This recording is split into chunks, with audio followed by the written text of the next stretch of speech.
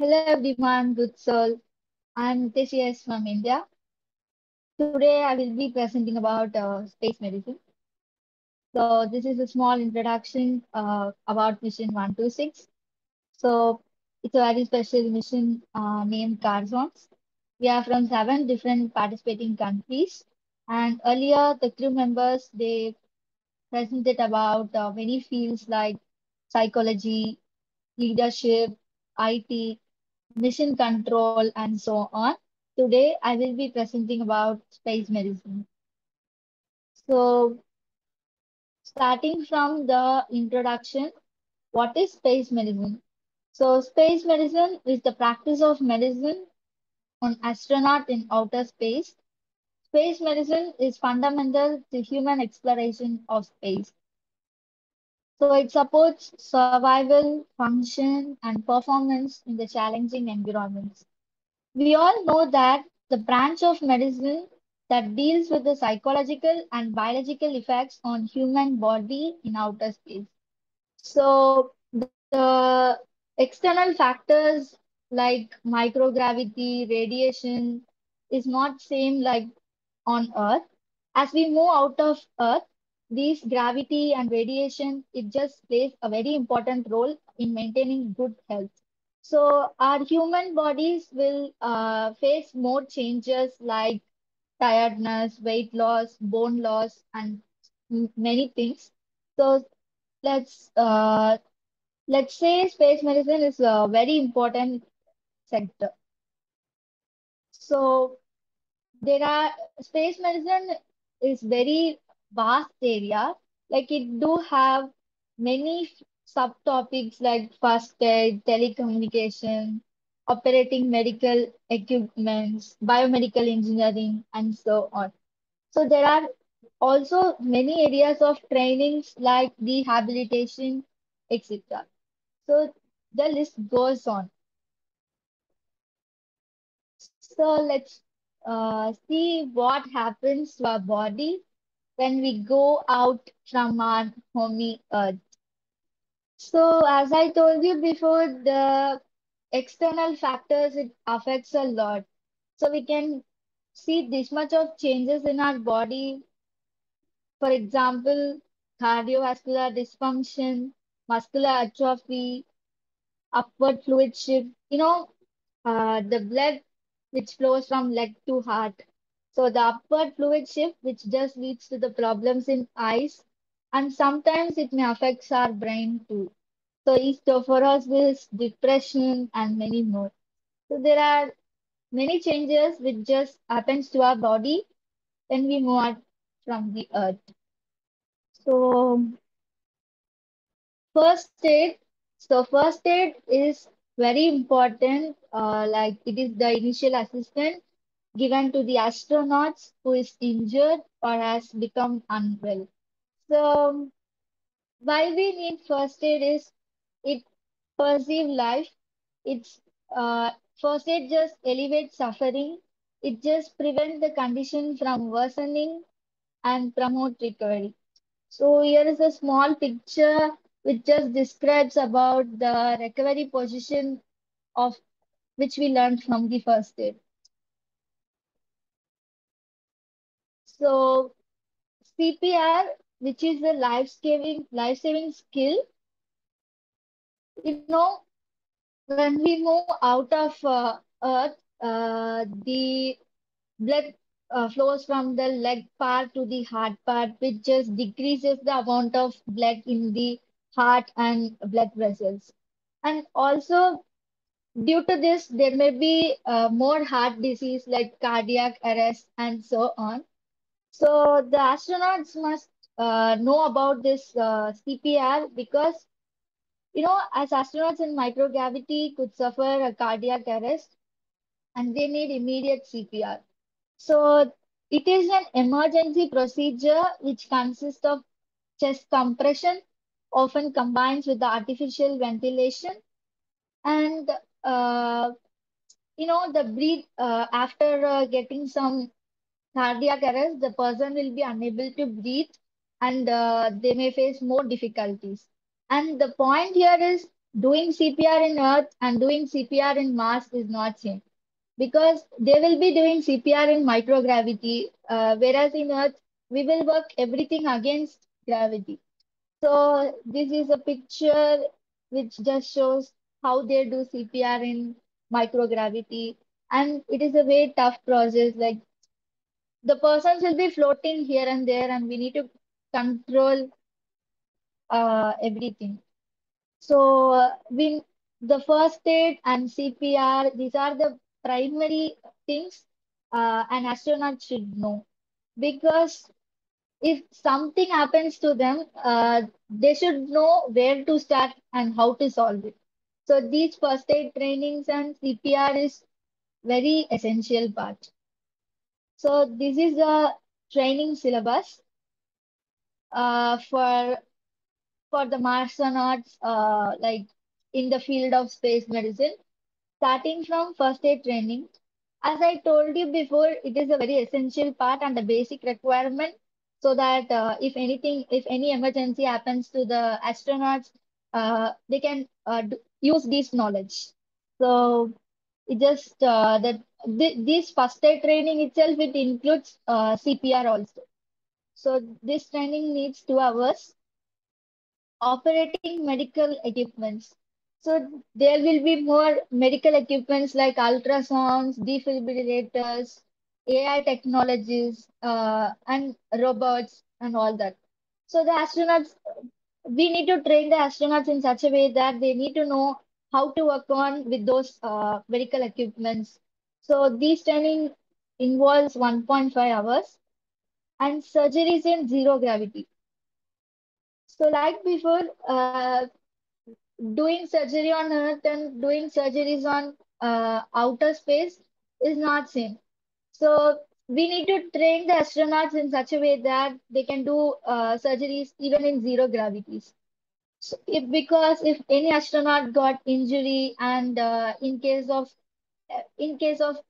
surgery, in case the astronaut need any surgery, they can use these techniques. So these type of trainings needs again 1.5 hours. Then it's a common training called physical therapy, wherein we can give this training to make the astronauts in a much fit and healthy way. Team building and communication. So even in space medicine training, we have to give team building and communication training because, say, for example, if I'm not well, if I'm feeling sick, it is my responsibility to convey it to you. Like, I need to share my feel. I need to say that I'm not feeling well and all that. So, in this part of training, astronauts will be trained like how to share their feelings to everybody because they are very small in number. Like 5 to 6 members will be working. So they need to have a very good what to say rapport or something. So these type of team building and communication training needs zero point 0.5 hours. Preventive medicines and drugs. So there are many medicines and drugs available for solving those issues. So they need to have at least a basic knowledge about why we are taking this medicine and what and for what purpose and so on. If they feel pain, absolutely they should take painkillers. So they need to know about the basic knowledge about the medicines and drugs which are available. So exercise in space, with also including meditation. So even in this very comfortable with comfortable environment, we are facing lots of stress. We are not comfortable and we are not unable to handle every situation. But going to Mars or going to Moon, we'll be having complex environments. So meditation, they can help them to set the mind and they can handle every situation and all. So these type of exercises for well-being and some astronauts feel sleeping difficulties on outer space. So absolutely these types of meditation and exercises will give them a much better and comfortable sleep and good health. Then telecommunications. So if an astronaut if they are in If they are unable to solve the problem, if they are unable to solve, if they don't know what to do, they can just via telecommunication, they can just contact the specialized doctors who are available on Earth. So these doctors who are available on Earth, they will help the astronauts out there. So, so for these type of purpose, telecommunication is needed, and specialized trainings like cardiopulmonary, osteoporosis, and all. So basically, we have more doctors available in the field of ortho, neuro, gynecologist, and so on in Earth. So like the same way, even on the outer space, if the astronauts are trained in specialized field, they can solve all the problems which occurs in heart, which occurs in muscle, and everywhere. So these type of special trainings is also very important. And totally, it comes about 10 hours. And altogether, we can't train them in a single day. So we can take comfortable days to complete all these trainings. So seeing about the time duration, that the training duration is 10 hours, and how we can deliver. So by bringing medical specialists like doctors in person or in a virtual mode, creating a video of training, and later on sharing it to the crew, showing real past case experiences and evidences of past missions. We can just exactly show how the microgravity, how they do surgeries, how they do CPR in microgravities from the past missions. So from the past missions, they will get real experiences, and they can implement their ideas in a much better way by getting by getting and understanding the knowledge about the past evidences. So success factors. So, perceiving the health and working capacity of crew members, ensuring a safe, comfortable life, and activities of crew members in confined condition, helping astronauts understand their body. They can understand their body better and diagnose all the diseases. So there are many potential obstacles like distance from Earth, we all know. Uh, there is some distance between the Mars and the Earth, and the radiation and new technologies and equipments like AI robots, they all need more money. So these are not only the potential obstacles, there are many more potential obstacles too. So space medicine, I choose 3, 7, 9, 11, 12, 13. These space medicine can contribute to the sustainable development goals in these manners. And 3 is a way more important, as it says good health and well-being. We all know that good health always plays a vital role. So, something a way more interesting. Like it turns out that while most organ systems in the human body are heavily affected during space flights, the female menstrual cycle doesn't seem to change at all. So availability of more longer acting reversible contraceptives, which are safe and reliable in terms of health and space. We had a misunderstanding that radiations leads to risk of blood clots during space flights, but more evidence from missions has revealed no such risk in practice. For example, uh, as I told you before, there are more complications in the environment. The gravity is not same, the radiations are not same. Uh, while we are traveling from Earth to Mars, we may face bone loss. We may feel anemic. We may get heart attacks and all that. Something interesting is that this even in that those radiation, even in those microgravity, this menstrual cycle, it doesn't change. But many female astronauts, they just hold on their cycle just because they can't control, just because they can't handle in that extremities.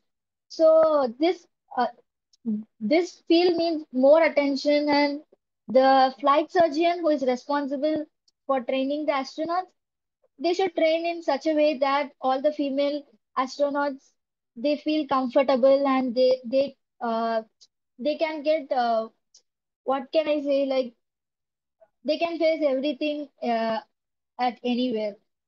So even there are more contraceptives which are now safe, not only in terms of health, but there will be waste management, disposal problems, and all that while we go out to outer space. So even these contraceptives can be helpful in solving those problems. So um, this field needs more attention and proper training to handle. So uh, estrogen is a protective of bone. So estrogen, I literally suggest estrogen because uh, even for the growth of the bone or maturation of the bone, we need estrogen. So estrogen is a key ingredient of birth control pill. So it's a great advantage for a women during space mission. So here comes the conclusion. Can we figure out everything in advance? Absolutely no, because we are not exactly living in Mars. We are not exactly living in Moon or anywhere. We are just living in Earth by means of analog missions or some past experiences which some crew has sent. We are just analyzing everything with these basic ideas. So literally, no one wants to risk a contagion in space. So returning home can be tricky. Medical supplies are limited. Crews cannot treat every complication that might arise, and a single infected astronaut could jeopardize an entire mission. So we know it takes 6 months to travel from Earth to Mars. So while traveling in those 6 months, we will be affecting a lot by means of radiation, and we will be having the medical supplies are limited, and again it is returning home is not possible. So we need to apply the space medicine, and we need to solve the problems which comes on our way. We need to know for what problem, what solution we need to give, and all that. So it may be pre-flight, or it may be during the mission, or it may be post-flight. In all these stages, astronauts need a good health. As I told you before, even on traveling or even after reaching our destination like Mars or Moon, wherever, the health should be good, and it plays a very important role. Um, the only key to maintain good health is to apply this space medicine.